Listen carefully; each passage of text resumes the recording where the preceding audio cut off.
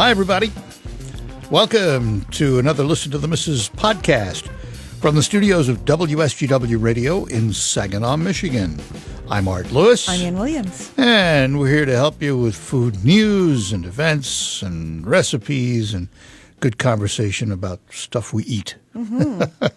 One of our favorite subjects. One of our favorite subjects. Absolutely. No doubt about it. Yes. No doubt about it. However, there is, at this time, and we are recording this on the 13th of March, a big elephant in the room by the name of COVID-19, coronavirus. And I thought we'd tackle a couple of things about that because it's not one of those things you can just ignore with all the cancellations going on and everything else. We were wondering how this all relates to food, and does it relate to food? For example, a question, this is from the U.S. Department of Agriculture, by the way, on food safety. The question is, can I become sick with coronavirus or COVID-19 from food? And the answer was, we are not aware of any reports at this time of human illnesses that suggest COVID-19 can be transmitted by food or food packaging. However, it's always important to follow good, safe food handling practices. And once again, the term wash your hands comes into play. Are meat products compromised by the coronavirus?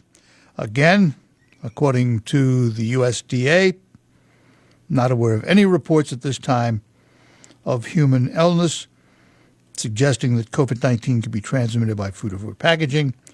And the meat question, pretty much the same answer as the first one. Can I get sick with COVID-19 from touching food, the food packaging, or food contact surfaces if the coronavirus was present on it? Again, no evidence of food or food packaging being associated with the transmission of COVID-19. Like other viruses, it is possible that the virus causes COVID-19 can survive on the surface of objects. For that reason, it is critical to follow food safety steps. And this morning, I was at a meeting featuring a health department official who said they believe at this time on surfaces, the COVID-19 virus might survive up to 9 days. Wow. So that's a pretty long life. That's a pretty long life. So, I guess it's like anything else. Be smart. Follow the recommendations of the health departments and be safe. Right.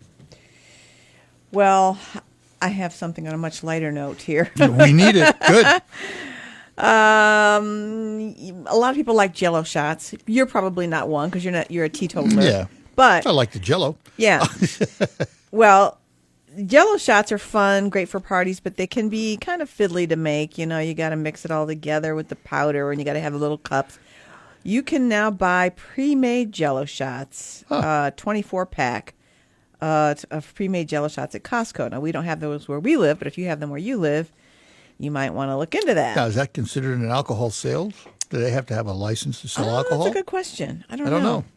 And I'm not sure. It says you do have to add water and ice to the pouches of the shots, and then you chill them. It doesn't say about the booze. Maybe it's already in there. I don't know, but just an easier way to do those. It's kind of an interesting idea. Yeah. All right.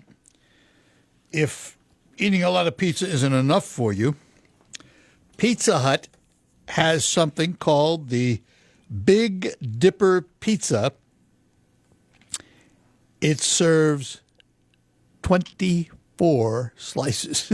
Oh, my goodness. And it's coming back. It's been here before. The chain is bringing back the Big Dipper Pizza. And they've sent out a picture of it, but the picture they sent out was made of pepperoni. So it looks like it's one huge pepperoni pizza, 2 feet wide, can be ordered as plain cheese, pepperoni, or half and half. Each pie comes with 4 dipping sauces, thus the name. 2 marinaras, 1 ranch, 1 honey barbecue. 24 slices are the perfect size and shape for dipping. And what's interesting, price. It's only $12.99. Wow, that's That's pretty economical. yeah, that's what I thought. For that many slices of pizza. Can be ordered by delivery, carry out, or dine in. Now, they say in this article, just in time for March Madness. Well, that would have to be next year because March Madness isn't happening this year. Canceled. I know. Gosh. Well, here's something else. Martha Stewart has a new TV show coming out. It's a new cooking competition show. Oh, It's going to gee, be on the not Food enough of Network. those. I know. And the Food Network seems to be dominant with those now. That seems to be the bulk of their programming. And I'm not super happy about that. But Martha Stewart's done a lot of different kinds of cooking shows on different networks. She's had her own shows on, I know, PBS and different places. And I don't know if you've ever seen her Martha and Snoop's Potluck Dinner Party. Have you seen that? I caught about 2 seconds of it. Yeah, Doesn't sound like your cup of tea. Not the channel I go to all the time. Didn't seem like your cup of tea. But anyway, they won an Emmy for that, which I didn't realize. But this new That I show, knew. I heard that. this new show is they call it a cross between the Great British Baking Show, Hell's Kitchen, and Survivor. Oh, She's going to bring 6 amateur bakers. It's a baking show to a camp. It's like a camp format where I guess they're going to have a lot of different challenges. They say it's part exclusive culinary retreat, part baking boot camp, and part summer camp.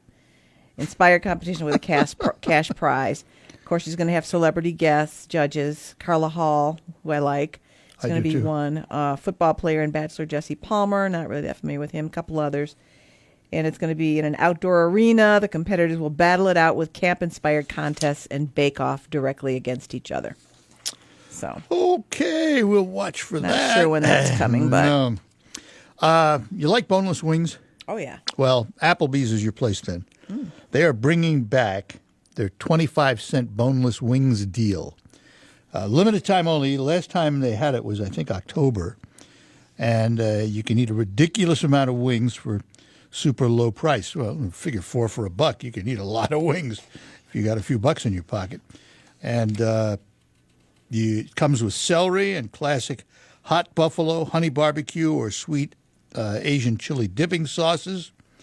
And if you want all those sauces and things, cost you a little bit more.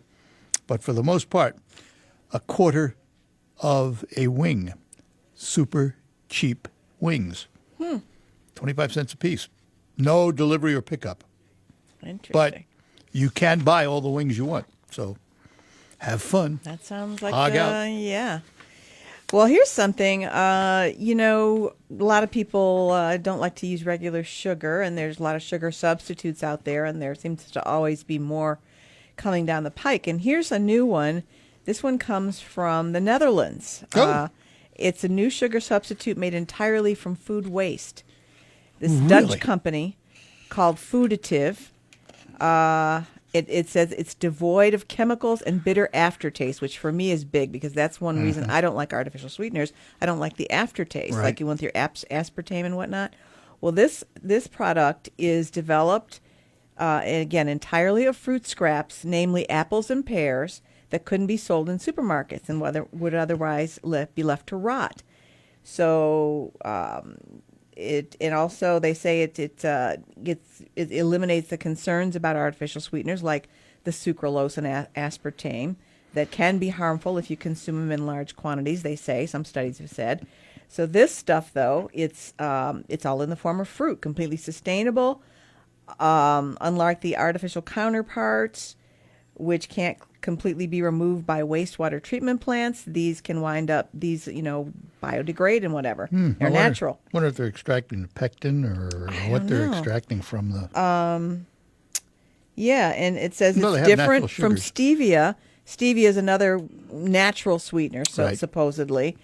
But the complaint about stevia is that it's sweeter than sugar, meaning that often it's combined with other artificial sweeteners and has additives in it. This is supposed to be pure.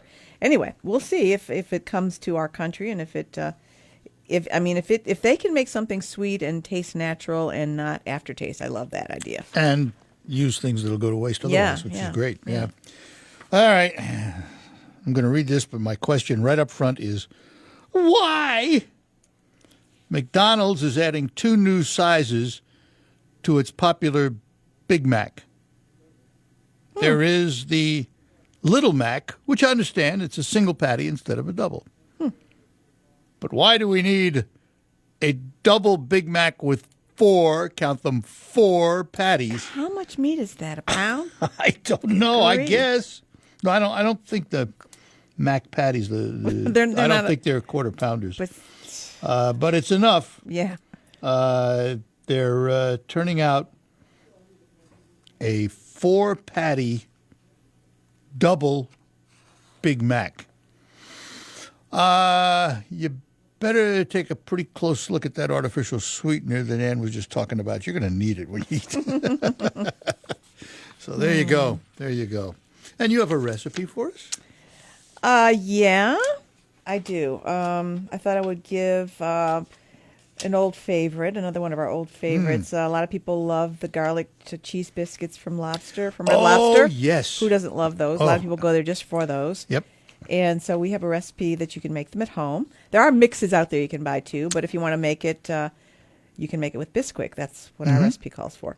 So it's garlic cheese biscuits, 2 cups of Bisquick, a half cup of shredded cheese, 2/3 of a cup of milk, a 1/4 cup of butter or margarine melted, and a 1/4 teaspoon of garlic powder.